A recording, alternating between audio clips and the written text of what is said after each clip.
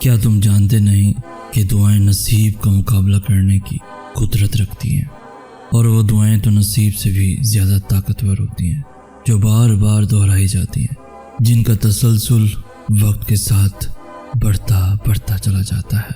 اس لیے جب کوئی چیز تمہارے نصیب کا حصہ نہیں ہوتی تو اللہ تمہیں اس چیز کو اپنا بنانے کے لیے وقت دیتا ہے، تاکہ تم اسے اتنا مانگو کہ نصیب وہ چیز تمہیں دینے پہ مجبور ہو جائے۔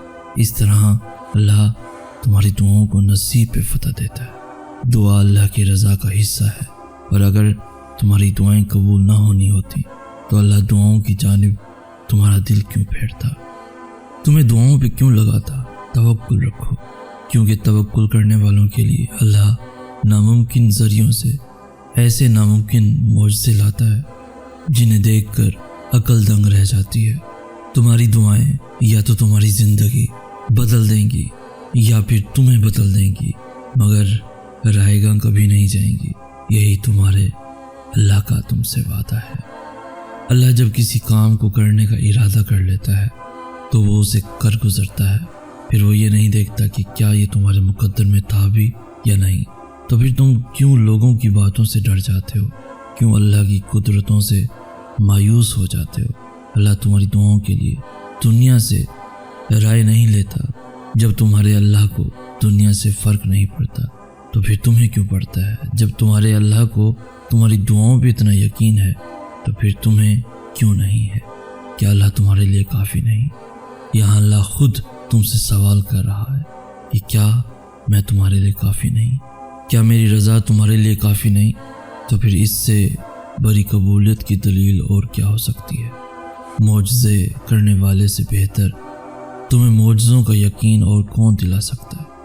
جیسے تمہارے اللہ کو بس تمہاری دعاؤں سے غرض ہے، ویسے ہی تمہیں بھی بس اللہ کی رضا سے غرض ہونی چاہیے۔ لوگ پھر جو بھی کہیں، جیسے اللہ تمہارے مانگنے پہ شک نہیں کرتا، ویسے ہی تمہیں بھی اس کی عطاؤں پہ شک نہیں ہونا چاہیے، کیونکہ جس کے ساتھ اللہ ہو اسے نصیب تو کیا دونوں جہاں کی طاقتیں بھی مل کر نہیں ہرا سکتی۔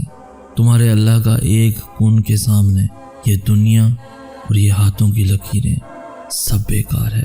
اللہ کے سوا تمہیں کوئی بھی مطمئن نہیں کر سکتا۔ اللہ جانتا ہے ہر اس درد کو جسے تم لفظوں میں بیان نہیں کر سکتے، ہر اس خوف کو جو تمہیں اندر ہی اندر کھائے جا رہا ہے، ہر اس دعا کو جس کے پورا ہونے کے انتظار نے تمہیں تھکا دیا ہے۔ جانتے ہو اللہ کی اتاری ہوئی ہر آیت میں تمہارے لیے کوئی نہ کوئی جواب ہوتا ہے، کوئی نہ کوئی اشارہ ہوتا ہے، جیسے سورہ طٰہٰ میں اللہ فرماتا ہے، اور پھر میں نے موسیٰ کو اس کی ماں کی طرف واپس لوٹا دیا تھا تاکہ وہ غمگین نہ ہو۔ کبھی سوچا ہے کہ اللہ اس آیت کے ذریعے تمہیں کیا بتانا چاہ رہا ہے؟ وہ اس آیت میں تمہیں یہ بتا رہا ہے کہ تم اس کی نگاہ سے اوجھل نہیں ہو، تمہارا کوئی بھی دکھ اس کے علم سے باہر نہیں ہے۔ اللہ کو کتنی فکر تھی موسیٰ کی، ماں کے دل میں اٹھتی ہوئی تکلیف کی، کہ اللہ نے فوراً انہیں ان کی ماں کے پاس واپس بھیج دیا۔ تو پھر تم کیوں سوچتے ہو کہ اللہ کو تمہاری پرواہ نہیں؟ وہ 70 ماؤں سے زیادہ محبت کرنے والا، وہ چیزوں کو اس طرح سے ترتیب دیتا ہے کہ عقل حیران رہ جاتی ہے۔ وہ وسائل وہاں سے پیدا کرتا ہے جہاں سے امید بھی پیدا نہیں ہو سکتی۔ اس نے سنا ہے تمہیں، اور وہ تمہیں وہ سب دینے کے لیے تیار ہے جس کا تمہیں خواب دکھایا تھا۔ بس انتظار کرو، کیونکہ معجزے وقت مانگتے ہیں، اور وقت صبر۔ مسکرانے کا بھی اجر دینے والا رب کیسے پھر تمہیں تمہارے آنسوؤں کا صلہ نہیں دے گا۔ اللہ اس دل کو کبھی اپنے کن سے محروم نہیں رکھتا جو ٹوٹ کر بھی وقت تہجد اللہ کو منانا نہیں چھوڑتا۔ تہجد کے سجدوں میں مانگی گئی چاہتیں اللہ قیامت تک سلامت رکھتا ہے۔ اللہ تمہیں تمہارے نصیب کے سامنے بے بس اس لیے نہیں کرتا تاکہ تم مایوس ہو جاؤ یا کمزور پڑ جاؤ، بلکہ وہ بے بسی تب لاتا ہے جب وہ چاہتا ہے کہ تم اسے پکارو اور اس بات کی گواہی دو کہ اس کا ایک حکم نصیب کے سارے پنے بدل سکتا ہے، یعنی تم مجھ سے دعا کرو اس سے وہ مانگو جو تمہیں چاہیے، جو تم چاہتے ہو۔ تو پھر جو چاہیے اسے اللہ سے ضرور مانگو، مگر اس کے پیچھے بھاگو مت۔ اگر دل کا سکون چاہتے ہو تو ان معاملات کو اللہ کے حوالے کرنا سیکھو جنہیں تم بدل نہیں سکتے۔ دستبردار ہونا سیکھو، چیزوں کو آزاد کرنا سیکھو، خود سے محبت کرنا سیکھو۔ اور وہ چاہتا تب ہے جب تم اپنی چاہتیں اس کی رضا پہ قربان کر دیتے ہو، جب تم ضد نہیں کرتے، جب تم اس کے فیصلوں کو قبول کر لیتے ہو۔ اللہ کبھی تم پر ظلم نہیں کرتا، وہ ہمیشہ فیصلہ تمہارے حق میں دیتا ہے، پھر تم اس پر راضی ہو یا نہ ہو۔ یہ سوچے بنا کہ جو مانگ رہے ہو وہ ممکن ہے بھی یا نہیں، کیونکہ اللہ کے لیے کچھ بھی ناممکن نہیں، اس کے لیے تو کچھ بھی مشکل نہیں۔ وہ چاہے تو آسمان زمین بن جائے اور زمین آسمان میں بدل جائے، وہ چاہے تو دن رات ہو جائے اور رات دن بن جائے، ساری بات تو صرف اس کی چاہت کی ہے، جو وہ چاہے۔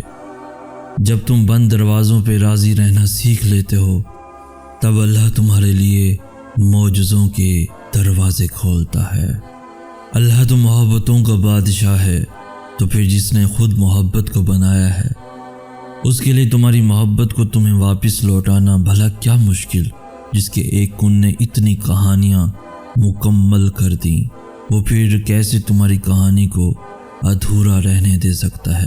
اس کا ایک نام الودود بھی ہے، یعنی دینے والا، پھر وہ کیسے تمہیں خالی ہاتھ واپس جانے دے سکتا ہے، جو بے زبان چیونٹی کی خاموشی بھی نظر انداز نہیں کرتا، وہ تمہاری ہچکیاں لیتی ہوئی آواز کو کیسے انسنا کر سکتا ہے۔ بس وہی تو سنتا ہے، وہ سنے گا، ضرور سنے گا۔ وہ تو تم سے 70 ماؤں سے زیادہ محبت کرتا ہے، جیسے ماں اپنے بچے کی ایک سسکی پر دوڑی چلی آتی ہے، پھر وہ کیسے تمہاری روتی ہوئی پکار پر تمہیں اکیلا چھوڑ سکتا ہے۔ تمہیں ابھی ایسا لگے گا کہ جیسے اللہ نے تمہیں وہ نہیں دیا جو تم چاہتے تھے، مگر تم جلد ہی جان جاؤ گے کہ جو نہیں ملا اس کا مل جانا کتنا برا تھا۔ تم جلد ہی سمجھ جاؤ گے کہ شکر کے لیے صبر کتنا ضروری تھا۔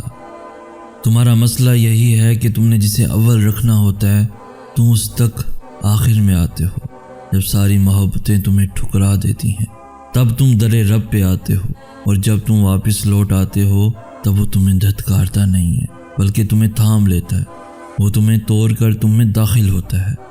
جب سب اس دل سے نکل جاتے ہیں تب وہ اس دل میں بسیرا کر لیتا ہے، اور جس دل میں وہ رہتا ہو وہاں اداسی نہیں رہتی۔ اگر تم جان جاؤ کہ جو تمہیں ابھی نہیں مل سکا اس میں اللہ کی کتنی بڑی مصلحت تھی تو تم اس کی محبت دیکھ کر اشک بار ہو جاؤ۔ اگر تم جان جاؤ کہ اس نے تم سے کچھ لے کر تمہیں کیا کچھ دینے کا سوچ رکھا ہے تو تم تمام عمر سجدے سے سر نہ اٹھاؤ۔ اگر تمہیں ذرا سا بھی اندازہ ہو جائے کہ وہ کیسے تمہارے معاملات سنبھالتا ہے تو تمہارا دل اس کی محبت سے پھٹ جائے۔